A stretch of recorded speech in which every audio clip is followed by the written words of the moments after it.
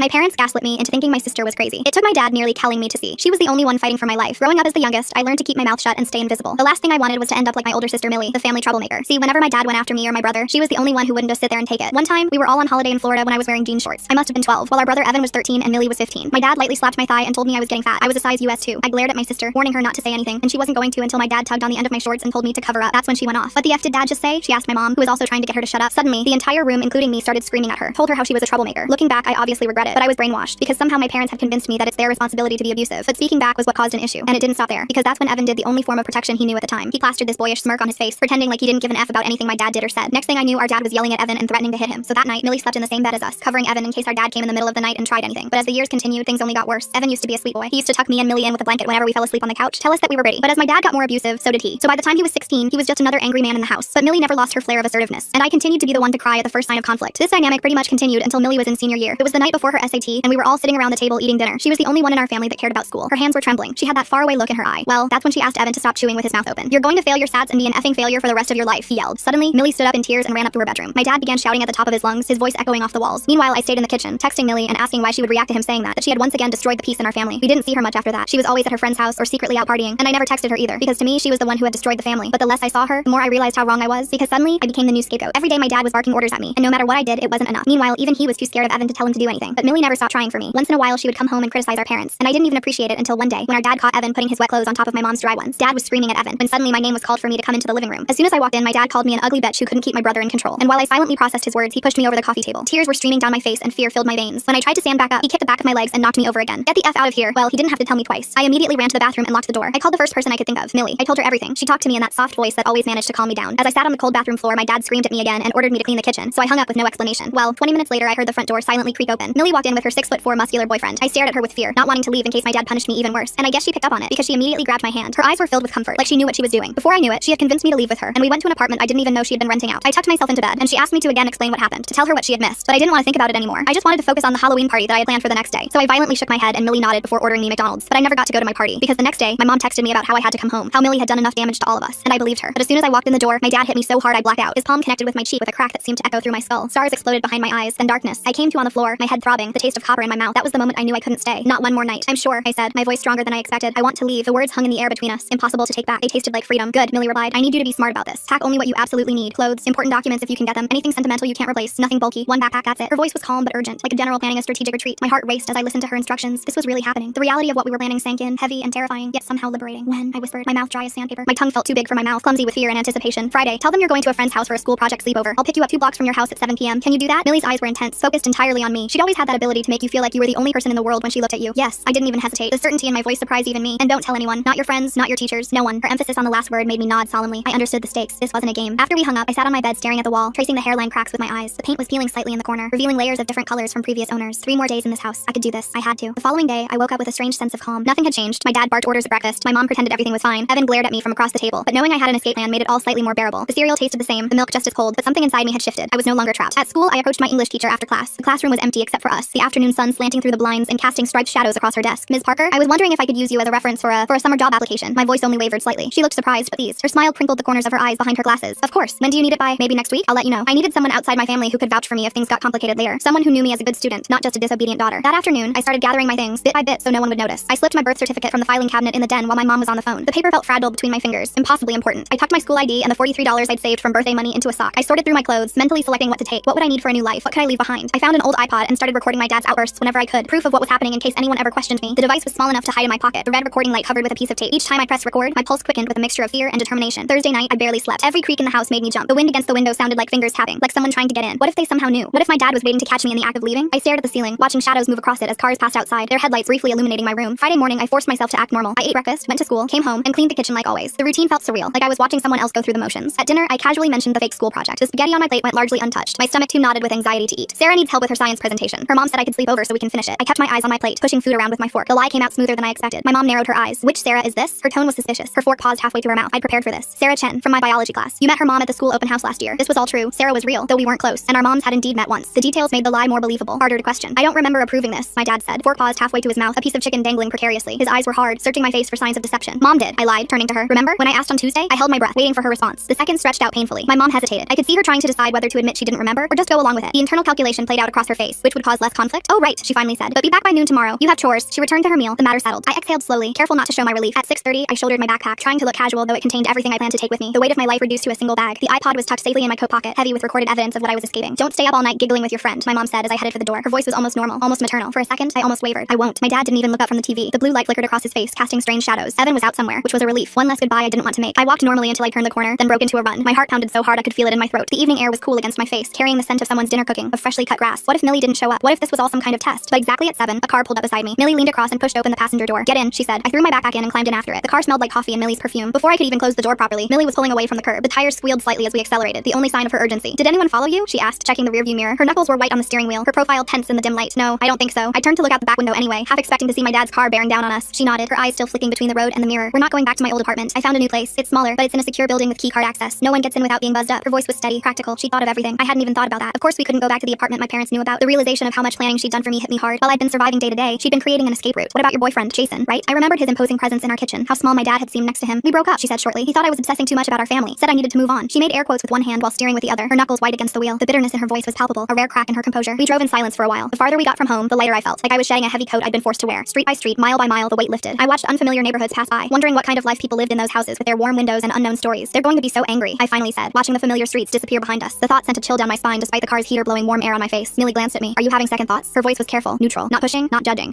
I know what's coming. The explosion, the blame, the guilt trips. I could already hear my mom's voice, see my dad's rage. She nodded grimly. Yeah, me too. The shared understanding passed between us, requiring no further explanation. We both knew exactly what they were capable of. The new apartment was on the 3rd floor of a building with a security door at the entrance. It was tiny, just one bedroom, a bathroom, and a combined kitchen living area, but it was clean and bright. The walls were a soft cream color, bare except for one small framed print of a beach scene. The furniture was minimal but functional. A couch, a coffee table, a small dining set. Nothing fancy, but nothing broken or stained either. You can have the bedroom, Millie said, dropping my backpack on the bed. I'll take the couch. The bed was neatly made with a blue comforter that looked new. No, I can't take your— I started to protest, but she cut me off with a wave of her hand. It's fine. I work late shifts anyway. We'll barely overlap. Her tone made it clear the matter wasn't up for discussion. I looked around the sparse room. There was a bed, a small dresser, and not much else, but it felt safer than any room I'd been in for years. No shouting on the other side of the wall, no footsteps to listen for, no holding my breath when a door opened. Thank you, I whispered. The words felt inadequate for what she'd done. Millie's face softened. You're my sister. I wasn't going to leave you there. She squeezed my shoulder once, then turned away, but not before I saw the shimmer of tears in her eyes. That night, I slept better than I had in months, maybe years. No listening for footsteps in the hall, no bracing for the next explosion, just quiet. The mattress was firmer than mine at home, the pillow fluffier. Outside, the occasional car passed, but the sound was distant, unthreatening. I drifted off to the gentle hum of the refrigerator and the soft sound of Millie typing on her laptop in the living room. The peace lasted exactly until 10:07 the next morning, when my phone exploded with texts from my mom. The buzzing woke me from a deep sleep, my heart instantly racing before I even read the messages. Where are you? Sarah's mom says you never showed up. Answer me right now. Your father is furious. I showed the messages to Millie, my hands shaking. The screen of my phone lit up with another incoming text, then another. They came so quickly the phone barely stopped vibrating. Turn off your phone, she said. We knew this was coming. Her calmness steadied me, reminded me that we had anticipated this. I hesitated, then typed one message. I'm safe. I'm not coming back. Then I powered off my phone and set it on the counter. The silence that followed felt both terrifying and liberating. What now? I asked. Sunlight streamed through the kitchen window, casting a warm rectangle on the linoleum floor. It was strange how normal everything looked when my entire life had just changed. Now we wait. They'll escalate before they back down. She was right. By that evening, we'd received 6 voicemails on Millie's phone. The first few were from my mom, alternating between threats and tearful pleas. Her voice went from angry to broken and back again. A familiar cycle I'd heard my whole life. The last one was from my dad. If you don't bring her home right now, you'll regret it, he growled. Both of you will. His voice sent a chill down my spine despite the warmth of the apartment. Some conditioned responses were hard to shake. Millie deleted them all without responding. Her finger pressed the delete button with a finality that felt like closing a door. The next day, Sunday, my phone pinged with a text from Evan. I turned it back on briefly to check messages. The notification made my stomach drop, but I forced myself to read it. Don't expect anything from us when he dies. Just that. No explanation of who he was or what he meant. The cryptic nature of it felt deliberately cruel, designed to make me imagine the worst. I showed it to Millie. He's trying to guilt you, she said. Dad probably put him up to it. You know how he's always making vague threats about his health when he wants attention. Remember when he told us his heart was giving out because Evan wanted to go to summer camp? Her voice was steady, but I noticed how she bit her lip after saying it, like she wasn't entirely sure.